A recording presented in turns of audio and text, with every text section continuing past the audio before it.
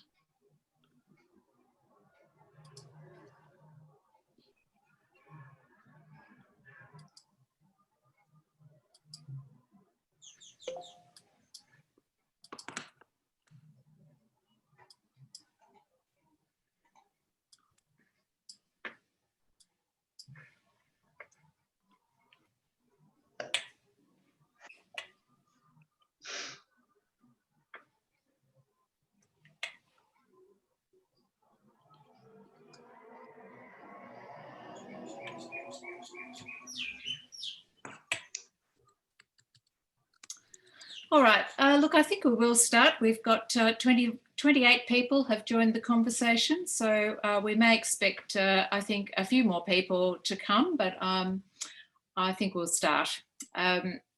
So first of all, can I say welcome to everybody who's joined us today.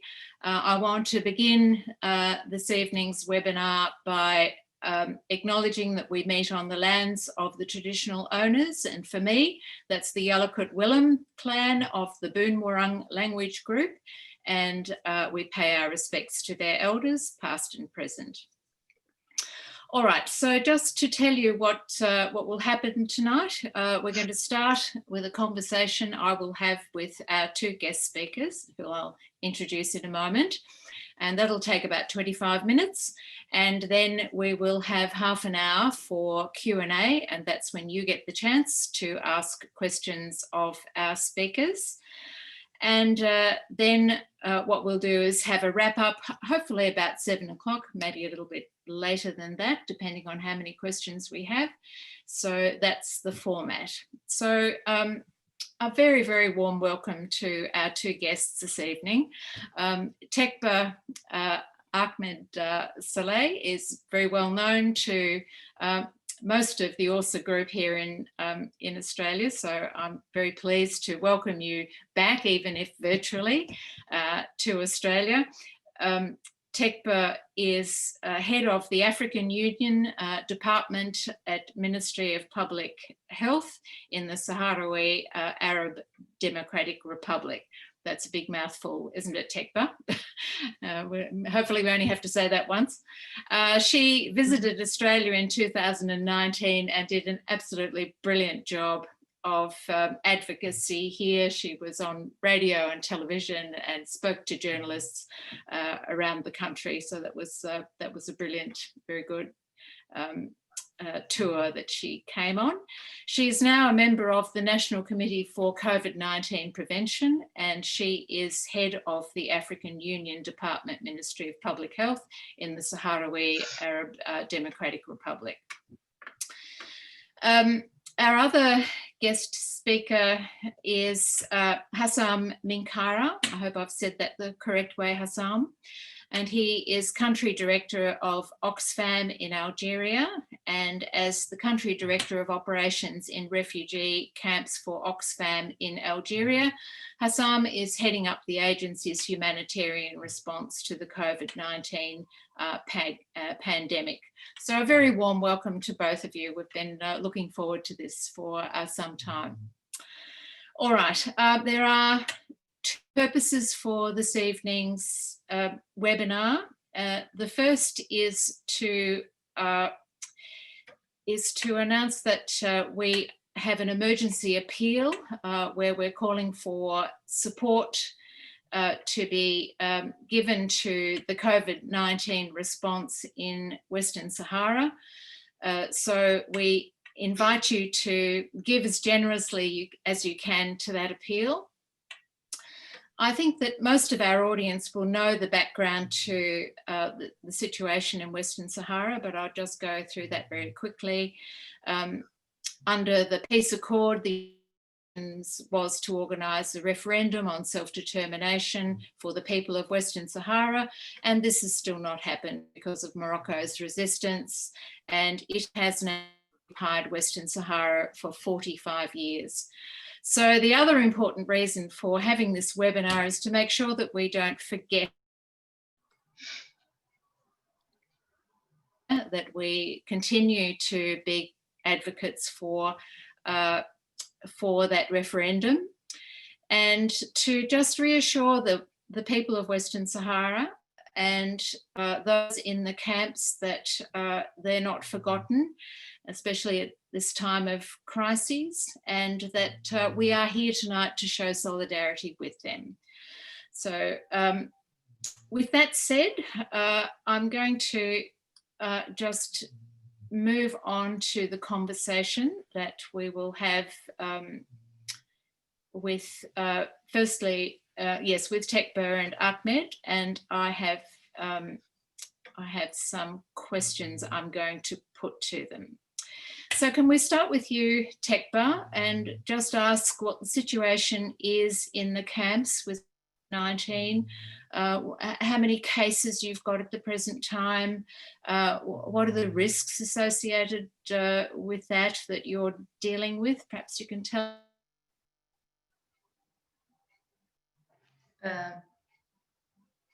Hello? You? Do you hear me now? Yes. I think I lost you for a moment. Okay, good evening. Thank you very much for having me tonight on this webinar. I'm very glad to provide you for best of my knowledge about the situation in the refugee camps, especially about COVID, and now also now time, which has been challenging. As you might know, the refugee camps already by itself, it's a big challenge for the health situation and for the struggle for over 14 years. And now with the COVID-19, we have faced different challenge, or rather challenging challenge. We have been very trying to prevent the refugee camp from COVID-19 with our best method and knowledge. Basically providing people with awareness, with trying to prevent the disease from coming to the camps. We succeeded to some extent until it started getting closer to us when it reached Tindouf, which is, as you might know, the city closer to refugee camps. We knew that it has to come to the camps because Tindouf is very close and people are usually coming and going out of Tindouf. The numbers of cases officially we have 28 cases confirmed by PCR. Out of those 28, 2 has died and 26 has recovered. But the situation is very challenging, I was saying, because with COVID, everything depends on testing and confirming the cases. And for us, we have those 28 confirmed cases is because the analysis was done in Algeria with the help with Algerians hospitals and labs, not in the refugee camps. Therefore, our situation, the numbers are not, I can say that the numbers are not the right numbers, and not the right, what's happening in the camps, to illustrate what's really happening in the camps. But that's what we have as official, because according to the World Health Organization, only cases has been reported, confirmed cases has to be reported by PCR analysis, diagnostic. And for us, we don't have PCR. And since the beginning of the pandemic, we have reached out to all NGOs who are working in the camps. We have reached out to African Union. We have reached out to ACNUR, UNCR. We have reached out to Spanish NGOs to provide us with PCR so we can be doing analysis. But until now, nobody has responded with that request. So in the camps, there is no PCR machine. So there is no diagnosis by PCR. So the case that I can say that they are confirmed, only those 28 cases. Other than that, we have been using a rapid test, which is antibiotics method to diagnose the COVID. And for those, we have done almost 900 rapid test cases. Out of those, the latest results show that we have 272 cases, confirmed cases with the rapid test. But we can't acknowledge those rapid tests as as real diagnostic, because based on the international regulations or World Health Organization, they insist that has to be confirmed with the PCR diagnosis. And for that, we are it was really difficult for us to illustrate what's really happening in the refugee camps in terms of cases, in terms of how many people getting infected, and how to strategically and successfully manage the COVID-19 crisis. That's for now. And as you ask more, I can provide. That sounds very dire, Tecber. Are you not expecting any further responses from those you've reached out to? To my knowledge, until now we don't have anything, so I can't say. Right. I can't say anything about it. But right. And there's been no assistance from Australia. As a matter of fact, I have actually reached out to Australia, to Ron, and I have been asking him updates. He tried his best also, but the problem is like the machine itself, it's very expensive, and with all what comes with, it's really hard to, it's really expensive for a small organization to provide all the money and all the expenses for it. So we didn't have any luck over there too. Right. Yeah. And what about what measures are being taken in the camps? Is what we would call lockdown here? Are people responding well to? Yeah, as I told you, it's very known for the Sahrawis that one of the measures that I always take with disease is to prevention. So our health system actually is built for strong prevention programs. So as the beginning of the pandemic, we start gathering all the information as it comes out about the disease, trying to make campaign awareness campaign, a lockdown. We did a lockdown in early March, and as a matter of fact, the first cases was reported in the refugee camp is July 26th. So we actually managed. And the first case was when the first case was reported from Tindouf, May 3rd, we knew that it will come sooner than later in the refugee camps, because there are a lot of movement between the Tindouf and the refugee camps. But we managed to lock down the camps and that was very actually useful, because we are in Algeria. Algeria was under lockdown, also us as in the lockdown. So they were like stripped of movement. So they were like, no. We managed to hold on, to keep the virus out at least for a few months later than the beginning of the breakdown in the war. And what has that meant for people's living conditions? Is food coming in? How are people managing? So as I actually was saying in my talk earlier in Australia during the tour, and all these years we've been struggling of the reduction of the food ration by the World Food Program. So the refugee camps, they have been getting reduction in the ration of the food, and then this pandemic will make it very hard also for the people to maintain the food and the water, especially, you know, with this COVID-19, you have to wash your hand, you have to be keeping cleaning, and the food was really a big problem with but we managed, you know. Also I think the structure of the society helped us during this pandemic.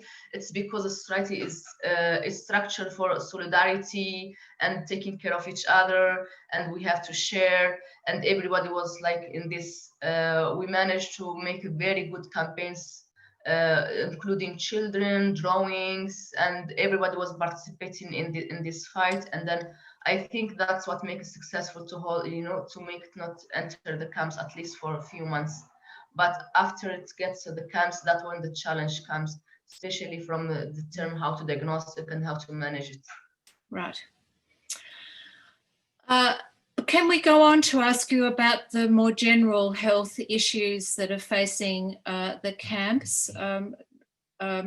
Talked a bit about food, but what about other issues that are ongoing, anemia and so on?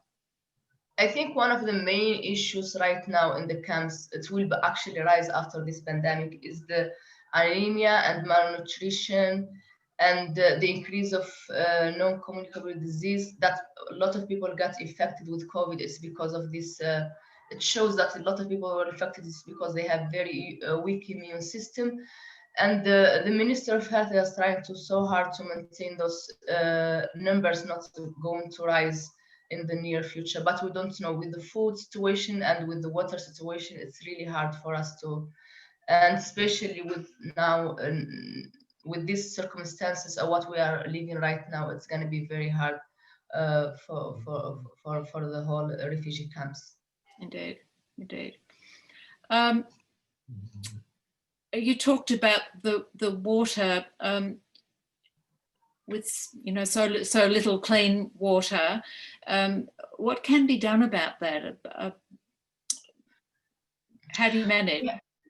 We have been advocating for so long with the Ministry of Water that the water is really essential for health, and especially there are so many studies has been done showing that the higher iodine in the water and other minerals are increasingly causing a lot of chronic disease like gluten, like cancer in the neck, and also a lot of malnutrition, a lot of problem with development for children and for women.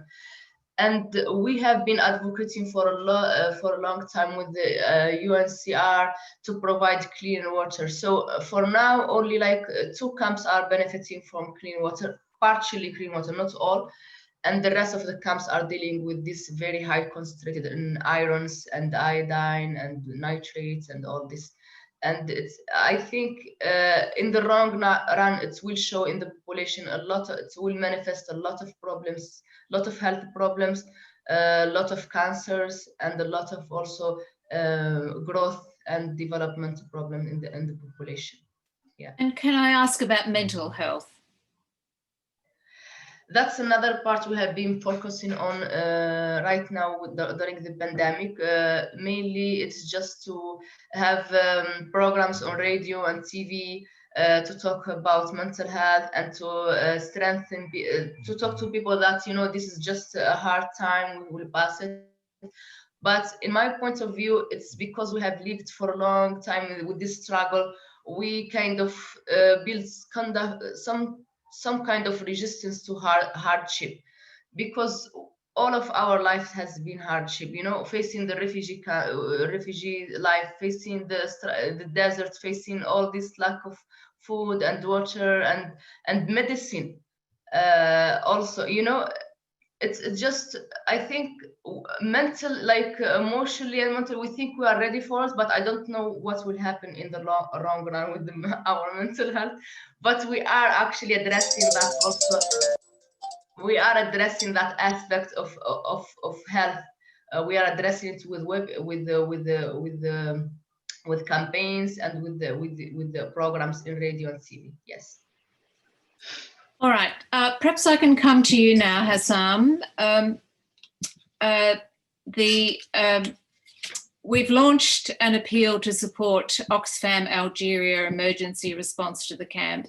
Can you tell us about how Oxfam is responding to limit the spread of the virus in the camps? Good evening for all first, and thank you, Lynn, Tecber, Kamal, and Eileen for hosting us today. The situation in the camp is very challenging, as Tecber has mentioned, because of many reasons, starting with a very limited health sector capacity, the lack of equipment, the lack of testing. So the approach that Oxfam does globally, and that's its specialty, is a preventative health. So we don't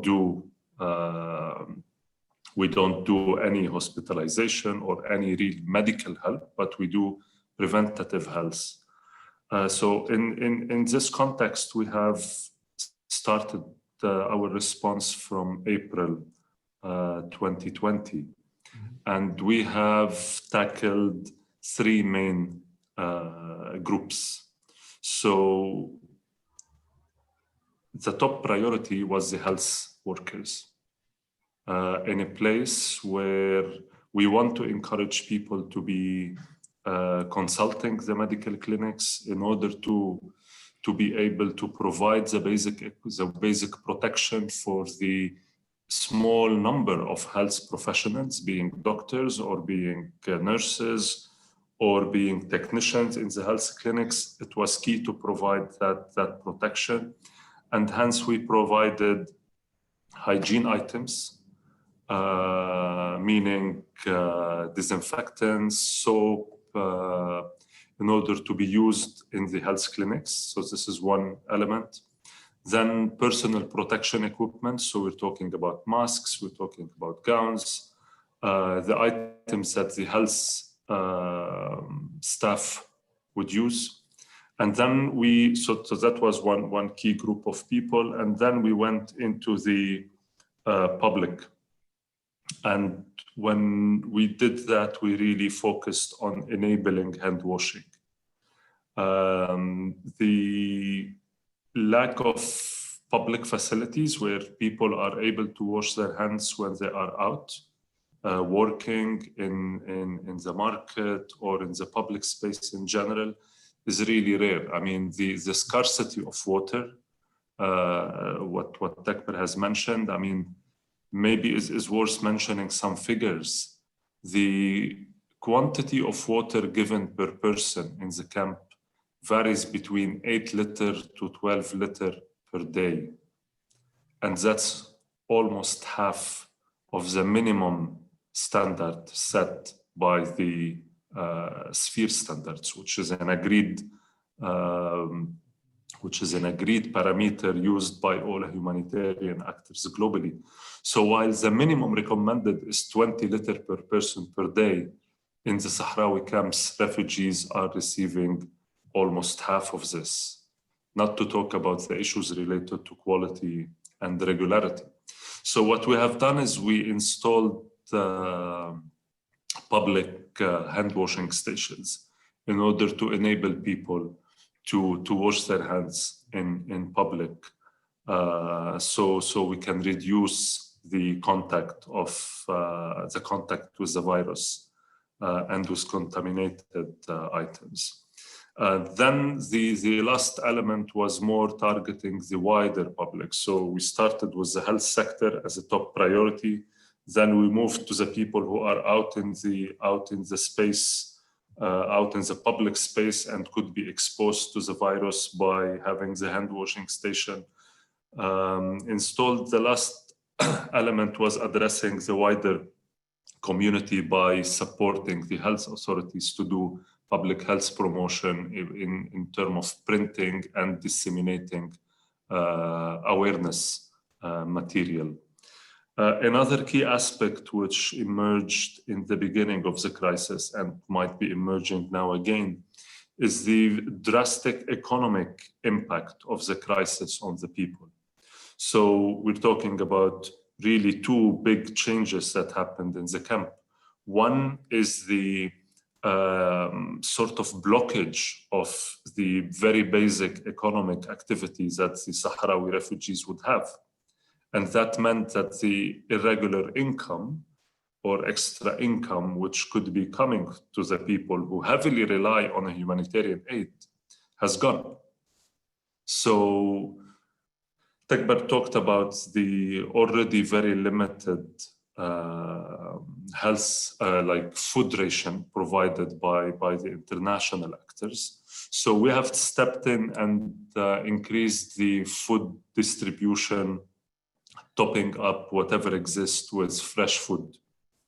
So this distribution of fresh food has been done between May and October in order to enable the families or contribute to the family's capacity to consume fresh products.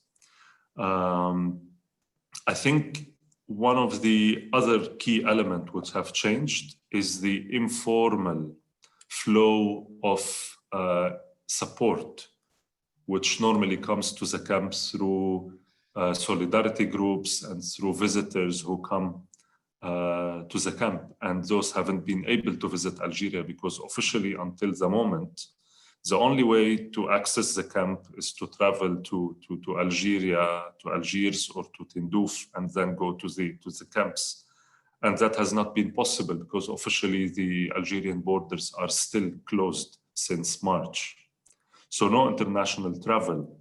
The other element where normally at least 5,000 young Sahrawis, mainly kids, boys and girls, who gets a chance to go to Europe and participate in a program facilitated by solidarity groups in Europe, where these kids are hosted. They are sort of informally adopted, supported financially, supported with their health check, with some clothes, with some entertainment, like things which could be really recreational for kids during the peak summer. This haven't happened as well. So really big missed opportunities, which are normally happening through the incoming flow of travelers or the outgoing flow of travelers, and this have completely stopped. So the economic situation is very challenging as well. Now what we are doing more is continuing to provide and look for personal protective equipments, because that remains a key gap, and the high cost of consumable. And we are now studying the possibilities of doing more hygiene items for the public, which comes at a very high cost at the moment. Indeed.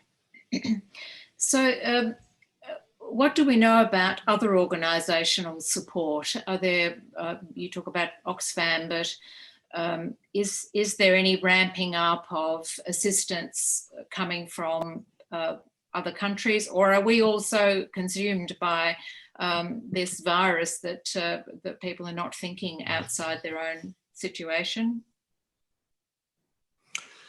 Yes, this is a very good question, and it's not only limited to the COVID environment, but it also goes beyond that. The Sahrawi crisis has been categorized by some donors in sense of highlighting the importance as a forgotten crisis, like the ECHO of the European Union has categorized the crisis as a forgotten crisis. Donors do not have sufficient attention. There is no interest in continuing the support of the second longest refugee crisis in the world. We're talking about 45 years of refugee camps installed in the desert of the deserts, in one of the most hostile environments in the world. Temperatures as low as 0 and as high as 50 in summer. So really difficult circumstances. But despite all of this, there is very limited funding coming to the camp in general. There has been some generous support from few donors and few supporters around the world, but that's still limited. It's far away from meeting the needs. Every year, the United Nations humanitarian response plan is barely 50% funded. So the gap is always big. The gap is always unmet. There are a lot of unmet needs. Other NGOs are active, but broadly speaking, the number of NGOs active in the camp compared to other crises globally is very limited. The number of donors providing support is also very limited. The amount of money provided by donors now in the pandemic has also been limited generally. We had support from the Swedish cooperation, which was very helpful.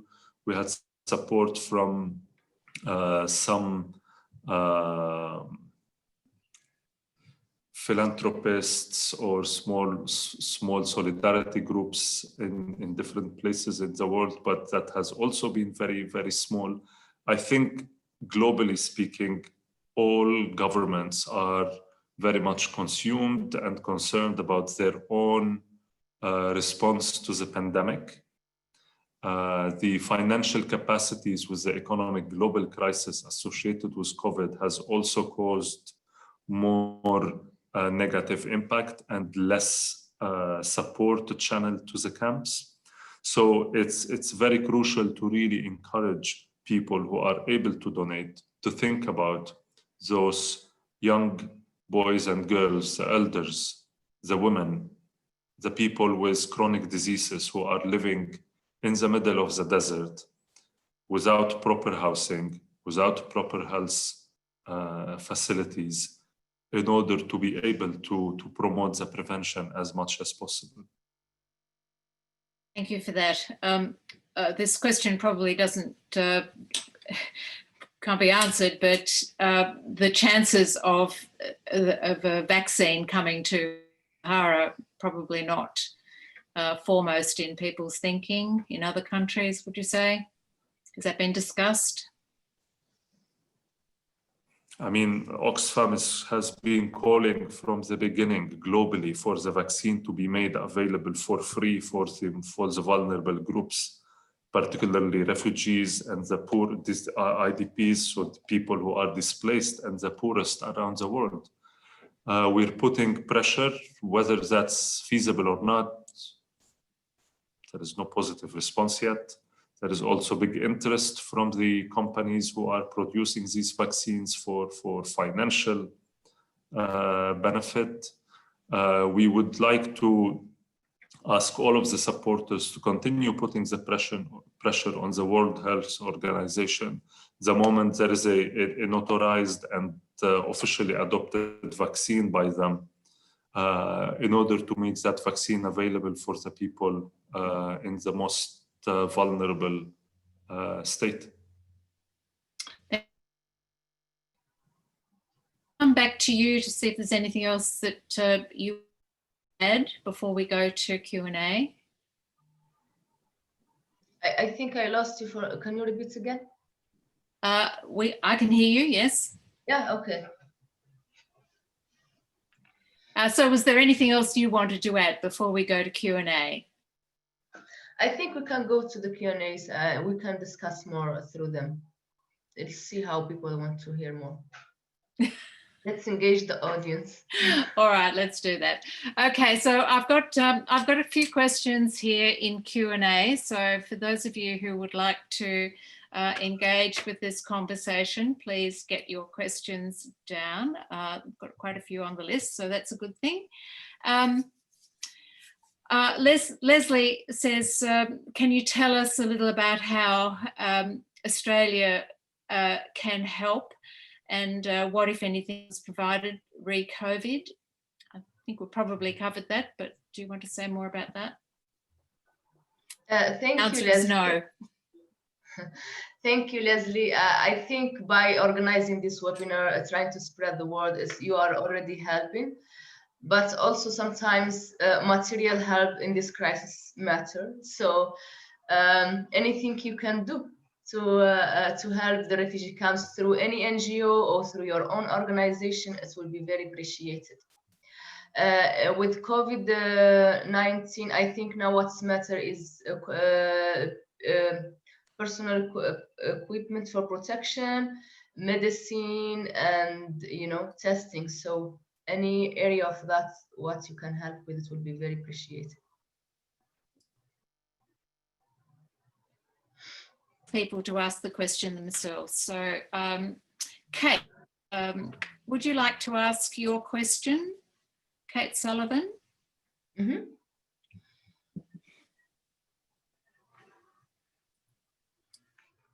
We need somebody. Tim, are you able to do that? Sorry, Lynn, I just can't find Kate. Okay. Could you please read that? All right, I'll ask. She just asked what health actors are in the camp's current role. Is there any other, do we have other health workers there? I think in the camps now, like in the field, mainly are operating the Ministry of Health. Of course, they are in coordination with other actors, Médicos del Mundo and UNHCR and other actors, but I don't think any of them are right now on the ground because of the lockdown. Algeria, as Haissam said, is not open yet. So it's still, there is no way of other people traveling to the camps right now, especially most of the actors, they were international actors. So we did lose quite a bit of what you said then. Your line is coming in and out, which is very easy to understand. I think the sun is coming up. Good morning to me. I was saying that I think mainly the main actor right now is the Ministry of Health, operating, of course, with coordination with other actors, international actors. But for the presence, I think only the Minister of Health, because most of those NGOs, they hire international people, and most of them, I know for a fact, Médicos del Mundo and ACNUR. So good. All right, M. Gailey Jatri, we able to bring him into the conversation, Tim? If not, yes, Gailey, you should be able to talk now. I think she's in mute.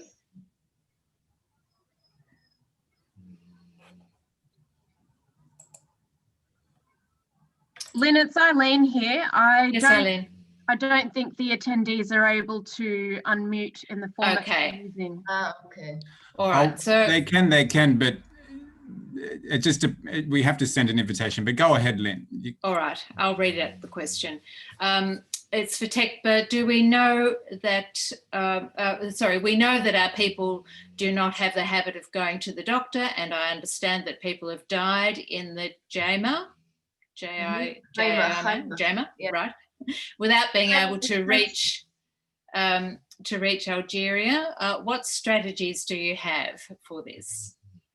That's actually, it's a very good question, because most of the people, because of the pandemic, and some people, they get scared, tend to get sick and don't show up in the doctor. But one of our strategies for those people who come to the hospital or to the clinics, when the test is done, I'm talking about rapid tests, I'm not talking about the PCR test. Usually we have some measures that we go to that tent, to that family, and tell them, like, there is a chance that this person is affected with COVID-19, so you have to take all the measures of not going out of the tent, stay, all these kind of precautions that we have to take to not get the spread of the virus. Also, we know that during what we believe now, it was the wave That's a lot of people have died without knowing exactly what's the cause. Some speculations goes that it's COVID-19, but we can't say it's COVID-19 because again, we didn't test them. We didn't know if it's COVID or not. And for that, we are trying to do as many tests as possible and trying to prevent, you know, the spread or to watch out for the second wave if it comes. Right, thank you. Question from Paul Reed to both of you. Can you please put a euro or dollar figure for the purchase of the necessary COVID testing facilities? How much would it cost? For me? Yes, to both of you or either of you. Yeah, you can go, Haissam, I think. Yes, Okay. I mean, I'm not a health expert, but when we were trying to do a bit of fundraising and trying to talk to the different actors, it seems that the testing unit, the machine, the actual equipment, cost at least 60,000 euro. And then you need to buy the actual chips. So the testing, let's call it sample or the testing units, which are paid per unit, and that's highly costly. I think it's around $25 per unit at least. In addition, I think we need to consider the training and the other elements which are also essential for the testing, which are a small cost, but basically the thing which is used in order to take the sample and the containers to protect. So I think a global of at least of 100,000 to start with. And that's why it's very important. It's kind of as collaboration between different NGOs.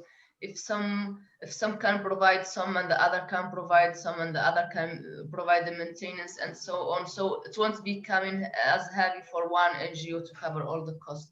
And that's why most of people is like saying it's very expensive, and then they just go, it's very expensive, and no. Never thought of like collaboration or doing together as a team or something like that. Yeah, and maybe if I may comment quickly here, this is unlikely to come from a generalist NGO. For example, Oxfam wouldn't buy that because we are not a health specialist, and the number of health specialist organizations in the camps is already very small, and their capacity are very limited. I think the best way is to really advocate for a philanthropist or for a foundation or a trust, which is able to link directly with the authorities in order to get this done. And the PCR unit is not only for COVID. I mean, this is a testing technology that could be used for many other viral infections. So it's not exclusive to COVID. This is a technology that's more than 30, that has been established more than 30 years ago. And it could be used for a wider benefit, not only for COVID. And in all likelihood, we'll see other kinds. I wonder if either of you can tell us about the situation in the occupied territories. I can give you some comments. The situation in the occupied territory was very difficult because intentionally Morocco has sent people who are infected with COVID to the occupied territories to spread the disease. And we never know exactly what's happening there because it's under the occupation, and Morocco was supposed to be doing the testing and the reporting, and we never got clear answer about it. But we know for a fact that people with COVID were sent from the Moroccan kingdom to the occupied territories. And that's, for me, it's violation for human rights. Indeed. It's really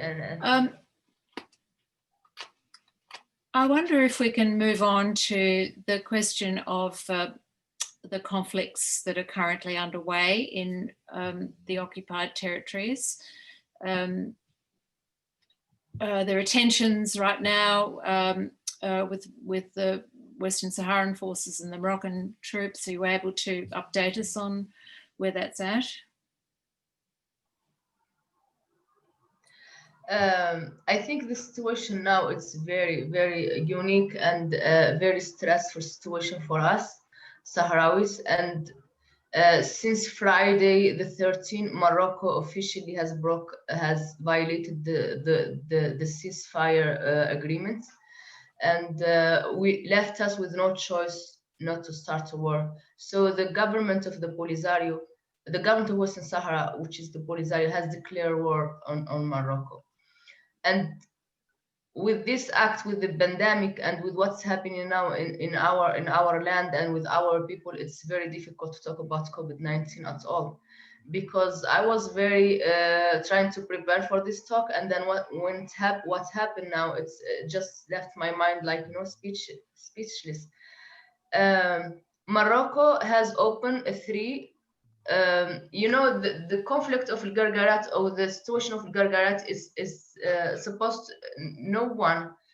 It was a road leading from Western Sahara to Mauritania, and Morocco used this road to transfer goods to Mauritania and to South Africa and to other countries in Africa. So Western Sahara has been warning the United Nations about this act, about these activities for almost 2 years.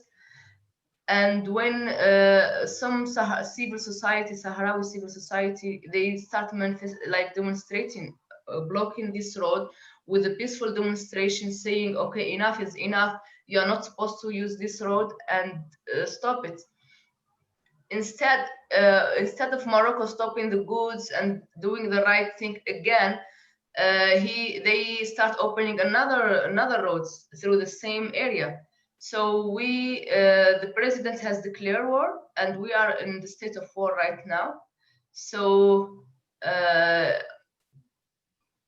now it's chaos in the camps, chaos in everywhere, because everybody's trying to enjoy the military, everybody's trying to go to war. And basically COVID-19, nobody's talking about it right now, because, you know, that's the last thing you can think about right now.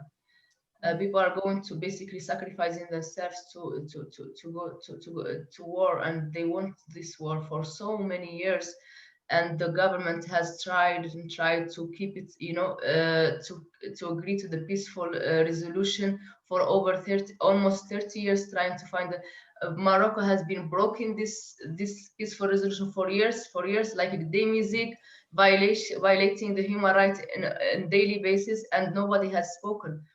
And as we all agree, the conflict has been forgotten because no international media coverage. Morocco is succeeding in that, and now they are begging to go back to peaceful resolution. And then I don't think we are going to that stage again, because once we are, you know, we are basically fed up. So I'm just hoping that, you know, the solidarity will continue, and that we won't have, you know, I lost my words. Thank you. Kamal, can I bring you in here on that subject? Yes, Lynn, thank you very much. Can you hear me? Yes. You can turn on your video as well, Kamal. It's just the reception, the internet reception may not be good. But I'll speak, and hopefully you can hear me.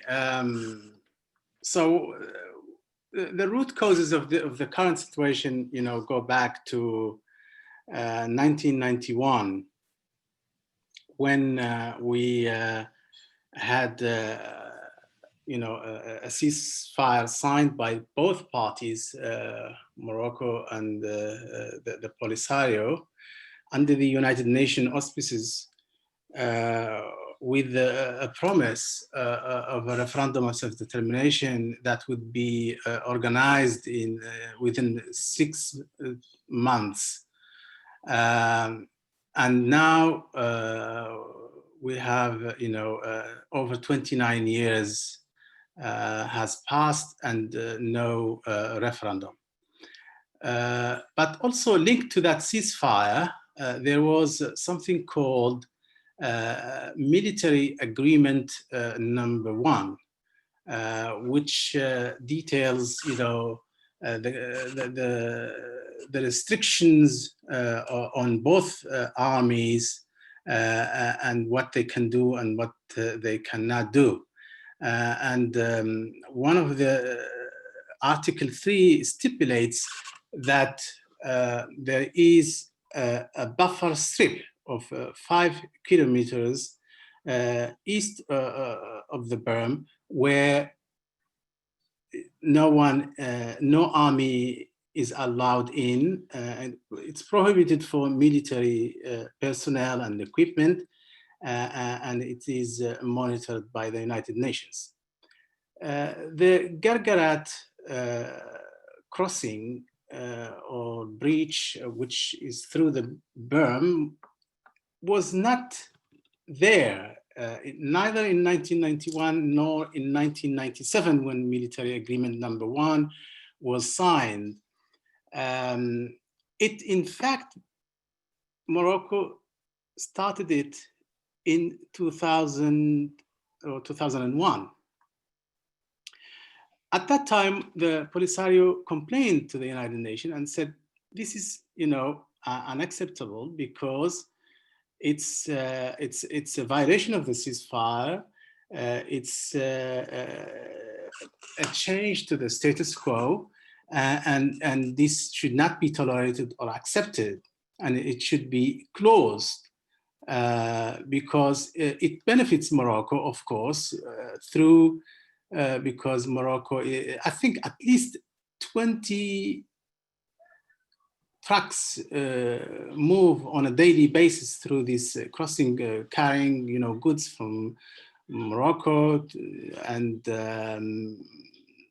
also drugs and movement of illegal, trafficking of humans, illegal immigration, which Morocco uses to blackmail the Europeans in order to get more finances, and it gives Morocco some clout, some power to bargain with the Europeans.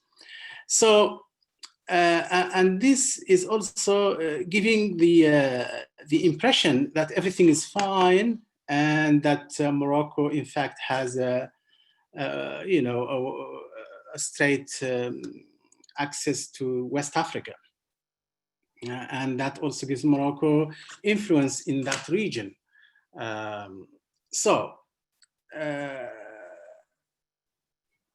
We did not do much because we were patient for the United Nations to do something, and we did not want to affect the peace process, and we were hoping that things could progress and we could have a peaceful resolution.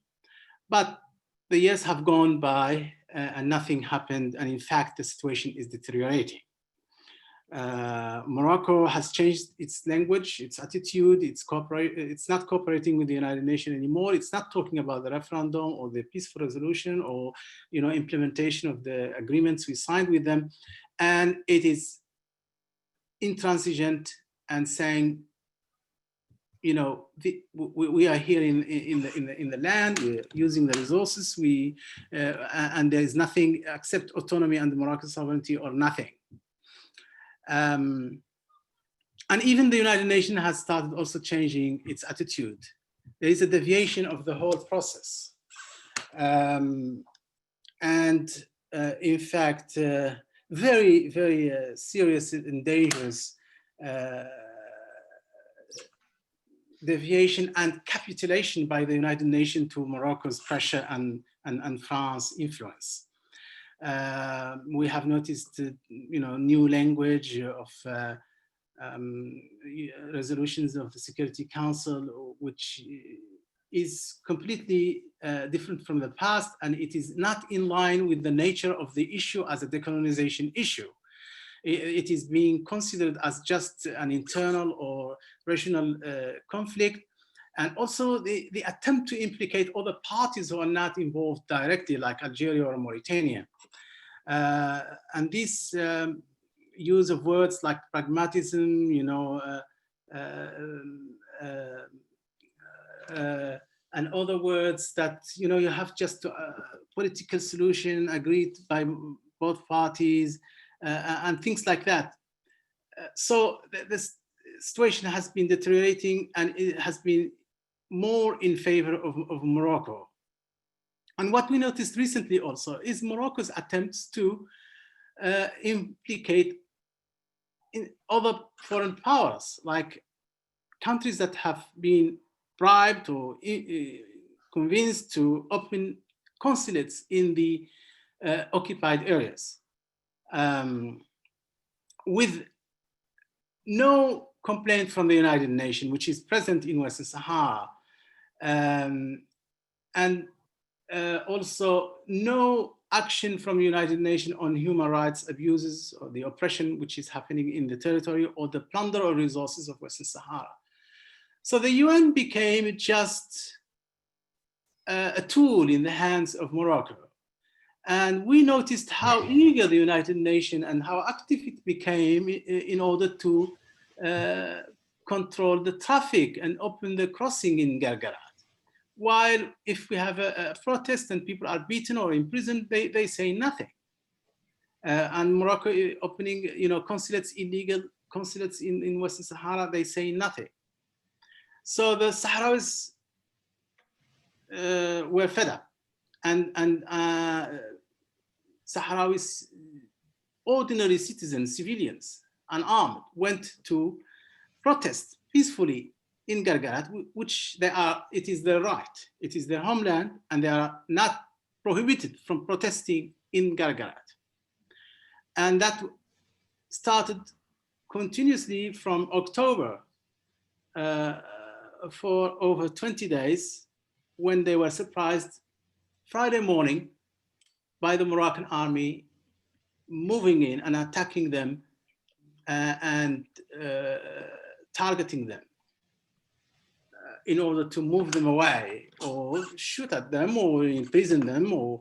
But the Sahrawi army was not far away, so they intervened to rescue the civilians and move them out of harm's way and respond to the Moroccans by fire, because that was what the Polisario said, that if the civilians were targeted, that would be a grave, flagrant violation of the ceasefire, and the Sahrawi army would respond. We mentioned that to the United Nations, we mentioned it to the Moroccan, to everyone. So we have warned time and again that what is going to happen, because we cannot tolerate continuous violations of the ceasefire, and this act was serious and grave and required immediate action. The next day also, the Sahrawi president issued a decree saying that the Polisario is no longer committed to the ceasefire because of the grave violation by Morocco and its unilateral action, because it occupied also the buffer strip and started building new berms in that area. And as we speak, the Moroccan army is still in a prohibited area in the buffer strip there. And that's a very serious also violation of the ceasefire. Kamal, I wonder if we could go and ask Haissam at this point what his perspective is on this and what he thinks the implications are for the ceasefire on the end of the ceasefire in the camps across the border. Sure, go ahead. Thank you. I mean, from a humanitarian perspective, this is definitely very worrisome. We do urge the international community to play the role it should play to promote peace and to bring all of the actors to the table again. At this very critical moment, going back to the armed choice could have detrimental effect on all parties. At the same time, it's really important to recognize the hardship and the challenge of the Sahrawi people after 45 years being refugees in the Algerian desert. At this time, it's very crucial for the UN to play its role. Now we have been almost for a full year without a special envoy. There has been no sufficient attention and momentum to drive the peace process. This is a critical reminder for all of the international community, for all of the influential capitals, in order to play a role and question the Security Council, question the General Secretary, question the whole international community about the effort they are putting in order to resolve the conflict and give the Sahrawis the right of self-determination. Thank you. That's a very sobering end to our conversation. It's now 7 o'clock, so unless anyone has anything pressing further to add, let me know. And otherwise, I do, Lynn, sorry. Yes, Kamal. I just want to say that United Nations has completely failed in this issue. It has neglected the issue for a long time. 45 years is a long time. About 30 years of United Nations presence on the ground is a long time. They haven't done anything. And it is now too late, because the Security Council, in fact, is dominated by certain members who are supporting Morocco, and we do not expect them to do anything. Now the Sahrawis are starting a new page of their history, and they have agreed, and this is not a leadership decision, this is the people, every Sahrawi individual, no matter where they are, they have agreed and they have decided to resume the liberation struggle. And for the time being, I think that will be the situation until Morocco abides by United Nations resolutions and either withdraw its troops or accept as a date for the referendum. Otherwise, the Sahrawis are not gonna stop their liberation struggle and be, taken in, being, as what has happened. We were really tricked in 1991. We wasted 30 years of our lives in hardship and in suffering for nothing. So now the decision is for the Sahrawi army to continue their what they know very well to and that is the liberation struggle. All right. Are there any other, is there anything anyone else needs to say? No? Okay, well then I'm just going to conclude by thanking our panelists. Tecber, it was wonderful to have you speak with us. I do hope you can come back to Australia soon. That's not looking likely with the current lockdown here, but we would very much like to have you back. Haissam, thank you so much for joining us. What you had to tell us today was very valuable, I think. It's very, very sobering, and as a wealthy country on the other side of the world, there's often not a lot we can do about it, but we need to redouble our efforts. So thank you very much, both of you, for that. Thanks, Kamal, for a heartfelt presentation. At least we've got you here, so we can keep you safe, but we are reminded all the time about how important this issue is to be resolved. I want to thank Leslie, Tim, Aileen, and all of the other very loyal members of AWSA for putting this webinar together. I think it's been a very useful session. I think I hope that those people who've joined us today also share with us the sense of urgency to assist. So if you can contribute to our little appeal, then please do so. That would be terrific. And otherwise, I'm just going to conclude by saying I think this was very productive and we're very pleased to have hosted it here in Australia. And we'll come back again sometime and do it again, I think. So thank you, everybody, all over again. And we'll close down the webinar. It is available, though. You can send it to your friends if they were unable to come and would like to have heard about this.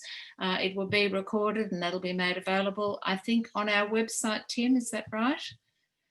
Yep. And otherwise, good evening and thank you again for being part of it.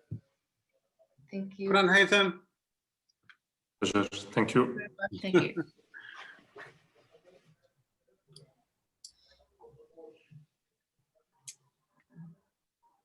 Tim, what do we do now? Do we just leave? Yep. We can have a debrief. We just wait for everyone to leave. Okay, fine.